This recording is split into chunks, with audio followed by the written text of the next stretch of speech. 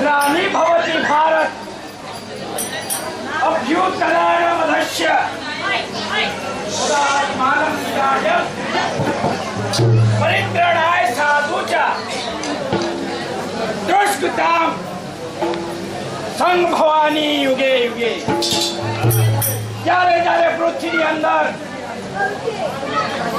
સત્યનો નાશ કરવા અસુરો પ્રગટ થાય છે ત્યારે ત્યારે અસત્યને ઉથાપી સત્યની સ્થાપના કરવા મારે શ્રી હરિ વિષ્ણુને પ્રગટ થવું પડે છે। और અત્યારે પૃથ્વી લોકની અંદર આ એક રોચક નામનો અસુર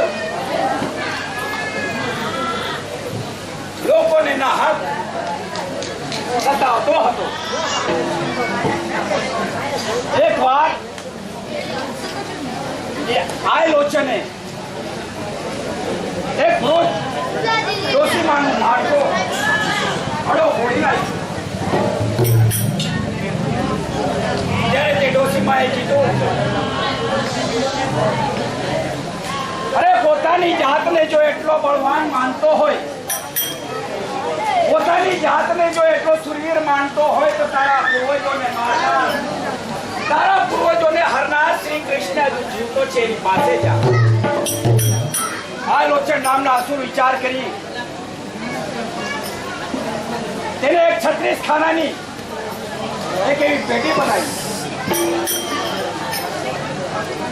ઓરસલી નામના કાષ્ટથી તેને તે પેટી બનાવી। પછી તે મને સ્વયં શ્રી કૃષ્ણને દંડિત કરવા, બંધિત કરવા માટે વનના માર્ગે આવતો હતો।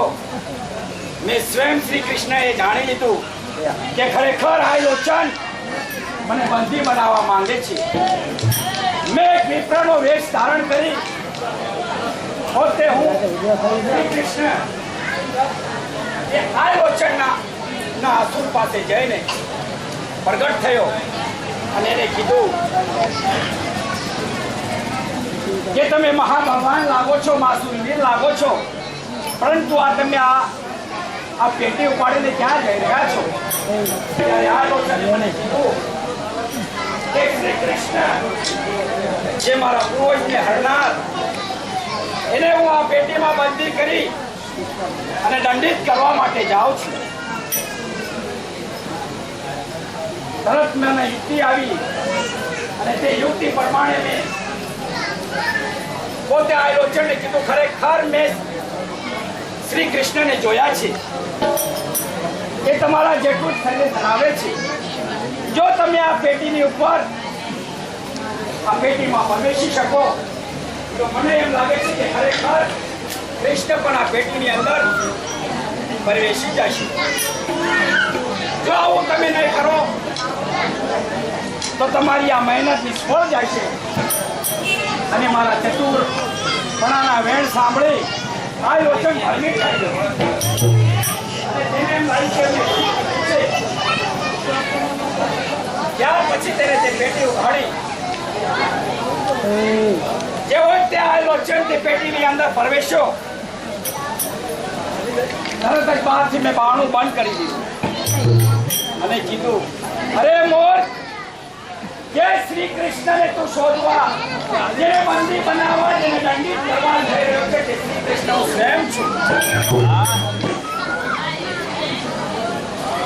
ત્યાર પછી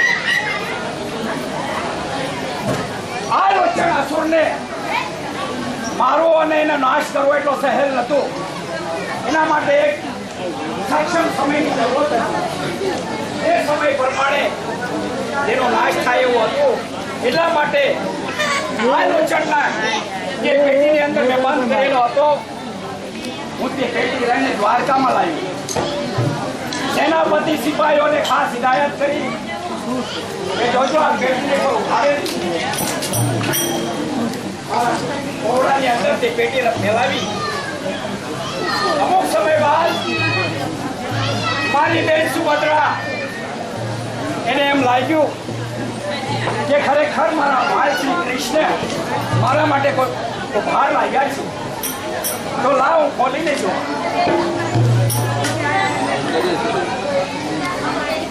એ સમયે મારી બેન સુભદ્રા, જે મારા પાર્થ અર્જુનની પત્ની કહેવાય, અને તે વર્ષે તે જેવી તે પેટી તેને ખોલી,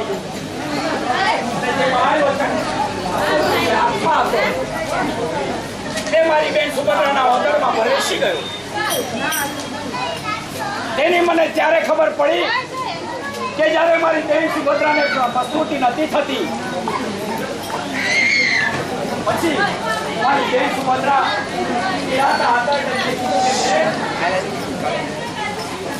સાંભળો, આજે હું તમને એક એવી અમારી ગાથા સંભળાવું છું જેને સપ્તકોઠા યુદ્ધની વાત કહેવાય, સપ્તકોઠા યુદ્ધનું વર્ણન કહેવાય.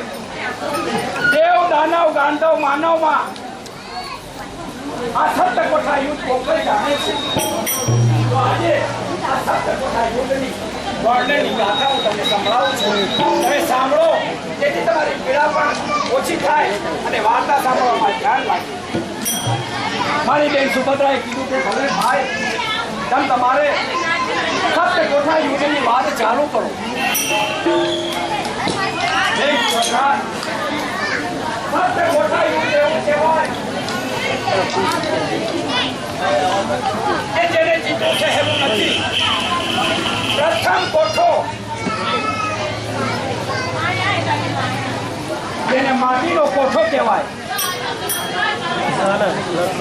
એ કોઠામાં પ્રવેશ થઈ અને ચક્રવ્યૂહમાં પ્રવેશ માટે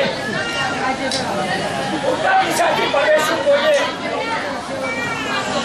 અને ઉત્તરના જમણા ભાગમાં જઈને પ્રહાર કરે તો અવશ્ય તે પ્રથમ કોઠો વિજય પામે.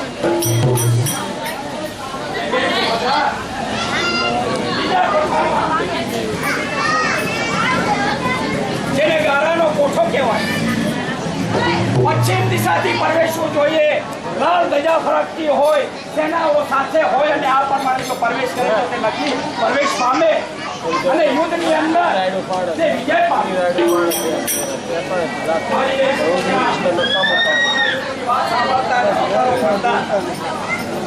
બીજા કોઠામાં બેન સુભદ્રા, જે કાષ્ટનો કોઠો કહેવાય, કાષ્ટના કોઠામાં દક્ષિણ તરફથી પ્રવેશવું જોઈએ. દક્ષિણના જમણા બાજુથી પ્રહાર કરવો જોઈએ. પતાકા ફરતી હોય, સેનાઓ આગળ વધતી જતી હોય, તેનો વિજય થાય. ચોથો કોઠો બેન સુભદ્રા, ચોથો કોઠો જે ગાંધીનો કોઠો કહેવાય. ગાંધીના કોઠામાં પ્રવેશવા માટે પૂર્વ દિશા તરફથી રાખી જો પ્રવેશી યુદ્ધનો પ્રવેશ કરે અને પ્રહાર કરે તો નક્કી તે યુદ્ધને વિજય પામે. બેન સુભદ્રા, પાંચમો કોઠો જેને સુરવણનો કોઠો કહેવાય, એ સુરવણના કોઠામાં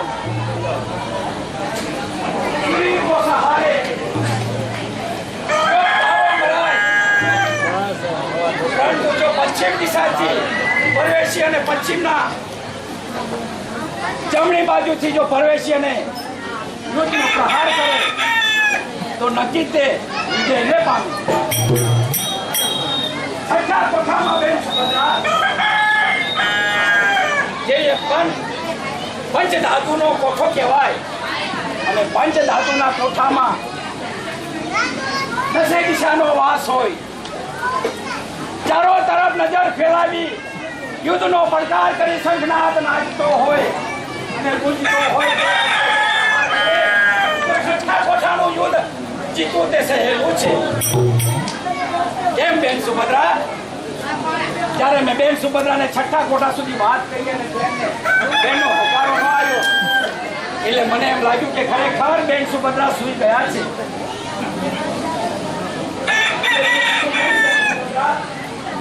આવી ગઈ કે શું?